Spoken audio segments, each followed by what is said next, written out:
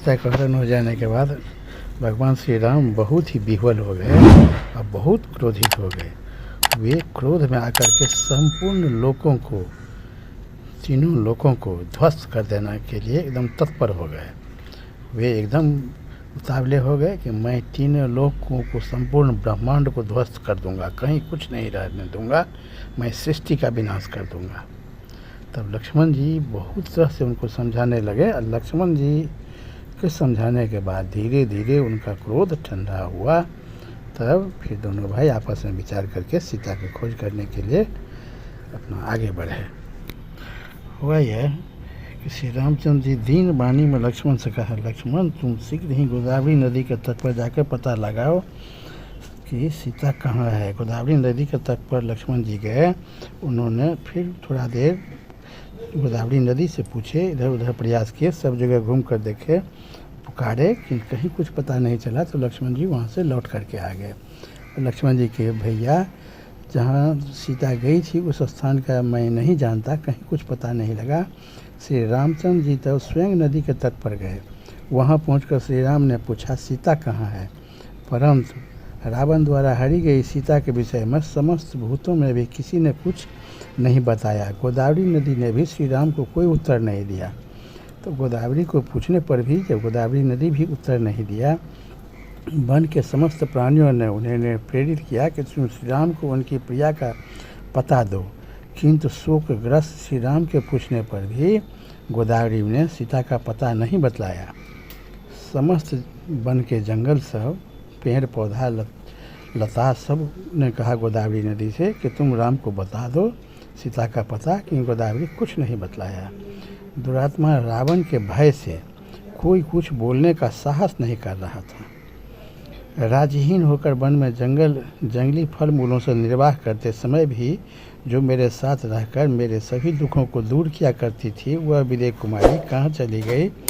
बंध बांधवों से तो मेरा बिछोह हो ही गया था, अब सीता के दर्शन से भी मुझे वंचित होना पड़ा।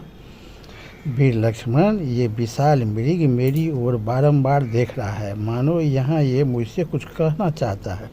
मैं इनकी चेष्टाओं को समझ नहीं रहा हूँ। उन सबको ओर देखकर श्री रामचंद्र जी ने उनसे कहा, बताओ सीता कहाँ गई है। उन मृगों की ओर देखते हुए राजा श्री राम ने जब पूछा, तब वे मृग सहसा उठकर खड़े हो गए और ऊपर की ओर देखकर आकाश मार्ग की ओर लक्ष्य कराते हुए सब के सब दक्षिण दिशा की ओर मुंह किए दौड़े।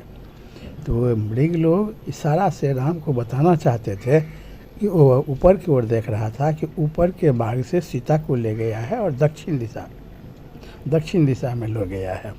मिथिलेश कुमारी सीता हरी जाकर जिस दिशा की ओर गई थी, उसी ओर के मार्ग से जाते हुए मृग राजा श्री रामचंद्र जी की ओर मुड़ कर देखते रहते थे। वे मृग आकाश मार्ग और भूमि दोनों की ओर देखते और गर्जना करते हुए पुनः आगे बढ़ते थे। लक्ष्मण ने उनकी इस चेष्टा को लक्ष्य किया। उन्होंने अच्छी तरह समझ लिया। लक्ष्मण जी मृग के आव भाव से समझ गए कि ये मृग कहना चाहता है कि सीता को आकाश मार्ग से दक्षिण दिशा की ओर ले गया है। लक्ष्मण ने आर्त से होकर अपने बड़े भाई से इस प्रकार कहा, आज जब आपने पूछा कि सीता कहाँ है, तब ये मृग सहसा उठकर खड़े हो गए और पृथ्वी तथा दक्षिण की ओर हमारा लक्ष्य कराने लगे हैं। अतः देव, यही अच्छा होगा कि हम लोग इस दिशा की ओर चलें। संभव है इधर जाने से सीता का कोई समाचार मिल जाए अथवा सीता स्वयं ही दृष्टिगोचर हो जाए।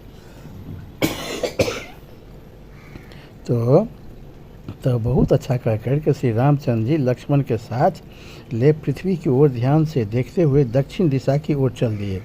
वे दोनों भाई ऐसे मार्ग पर जा पहुँचे जहाँ भूमि पर कुछ फूल गिरे हुए दिखाई देते थे।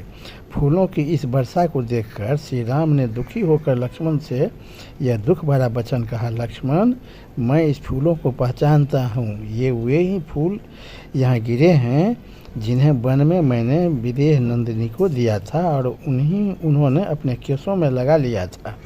यह वही फूल है, इस फूल को मैं पहचान गया हूँ।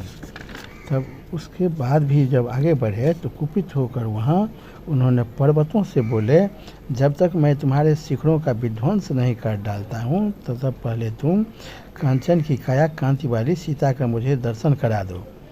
श्री रामचंद्र जी पर्वत से बड़ा क्रोधित होकर बोले कि तुम मुझे सीता का दर्शन कराओ, पता बताओ, नहीं तो मैं तुम्हें ध्वस्त कर दूंगा। उस पर्वत ने सीता को दिखाता हुआ सा एक चिन्ह प्रकट किया। तब पर्वत में एक सीता का चिन्ह प्रकट हुआ, किंतु स्पष्ट रूप से सीता को ला नहीं दिया। पर्वत कैसे ला सकता था? यदि यह नदी आज मुझे चंद्रमुखी सीता का पता नहीं बताती है तो मैं उसे भी सुखा डालूंगा। रामचंद्र जी बहुत क्रोधित हो गए कि मैं पर्वतों को विध्वंस कर दूंगा। और गोदावरी नदी नहीं बतला रहा है तो मैं गोदावरी नदी को सदा के लिए ही सुखा दूंगा। इतने में ही उस पर्वत और गोदावरी के समीप ही भूमि पर राक्षस का विशाल पद चिन्ह उभरा हुआ दिखाई दिया। साथ ही रावण के भय से संतप्त हो इधर उधर भागती फिरती हुई विदेह कुमारी सीता के पद चिन्ह भी वहाँ दिखाई दिए। जब राम बहुत क्रोधित हुए नदी पर और पर्वत पर तो उस समय धरती पर कुछ कुछ राक्षसों का चिन्ह दिखाई दिया और सीता के पद चिन्ह भी दिखाई दिया। सीता और राक्षस के पैरों के निशान, टूटे धनुष, तरकस और छिन्न भिन्न होकर अनेक टुकड़ों में बिखरे हुए रथ को देखकर श्री रामचंद्र जी का हृदय घबरा उठा। वे अपने प्रिय भ्राता सुमित्रा कुमार से बोले, लक्ष्मण देखो, ये सीता के आभूषणों में लगे हुए सोने के घुंघरू बिखरे पड़े हैं, उसके नाना प्रकार के हार भी टूटे पड़े हैं। देखो, यहाँ की भूमि सब ओर से सुवर्ण की बूंदों के समान और विचित्र रक्त बिंदुओं से रंगी दिखाई देती है। लक्ष्मण, मुझे तो ऐसा मालूम होता है कि राक्षसों ने यहाँ सीता के टुकड़े टुकड़े करके उसे आपस में बांटा और खाया होगा। सुमित्रानंदन, सीता के लिए परस्पर विवाद करने वाले वे राक्षसों में यहाँ पर लगता है कि घोर युद्ध भी हुआ है। विशाल धनुष खंडित होकर पृथ्वी पर पड़ा है। यह किसका धनुष हो सकता है? पता नहीं है, राक्षसों का है या देवताओं का। इधर पृथ्वी पर टूटा हुआ एक सोने का कवच पड़ा हुआ है, न जाने वह किसका है।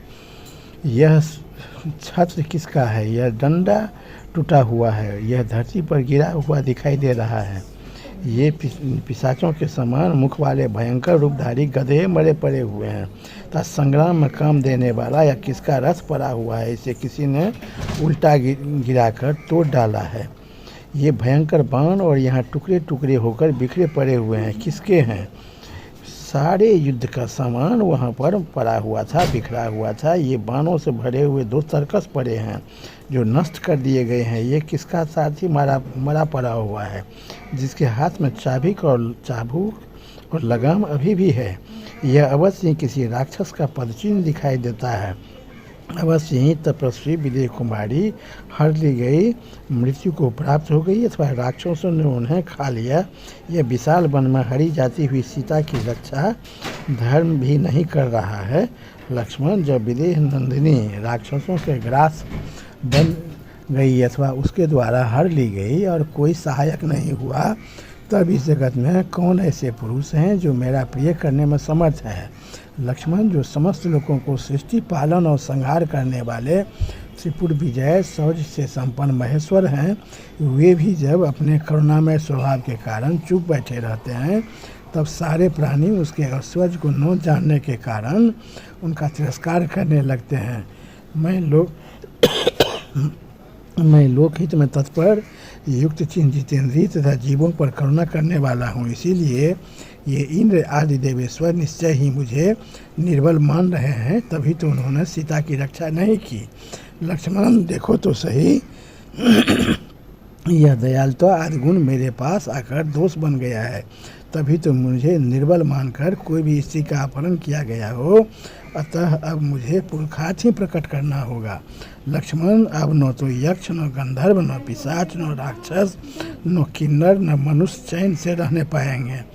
ग्रहों की गति रुक जाएगी, चंद्रमा छिप जाएगा, अग्नि मरुदगन तथा सूर्य का तेज नष्ट हो जाएगा, सब कुछ अंधकार से आच्छादित हो जाएगा, पर्वतों के शिखर मथ डाले जाएंगे, सरोवर नदी सब सूख जाएगा, वृक्ष लता गुल्म सभी नष्ट हो जाएंगे, समुद्रों का भी नाश हो जाएगा।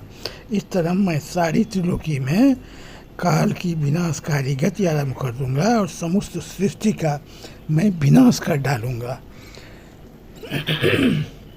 जब राम ने इस प्रकार का बहुत से क्रोध प्रकट किए कि मैं अब सारी सृष्टि का ही विनाश कर डालता हूँ, तब लक्ष्मण जी राम को बड़ी समझाने लगे, भैया एक के अपराध के कारण आप जो त्रिलोक का विनाश कर डालेंगे यह उचित नहीं है। आप हमेशा शांत स्वभाव के लिए प्रसिद्ध रहे हैं, आप हमेशा धैर्य धारण किए हुए हैं, यही आपका विशेष गुण है। किंतु आप एक के अपराध के कारण अगर समस्त सृष्टि ब्रह्मांड को आप विनाश कर डालेंगे, इसमें तो कोई संशय नहीं है कि आप संपूर्ण ब्रह्मांड को विनाश कर सकते हैं, आप में वह सामर्थ्य है। किंतु एक के अपराध के कारण संपूर्ण ब्रह्मांड को विनाश नहीं कीजिए और हम लोग सीता का ही पता लगावें।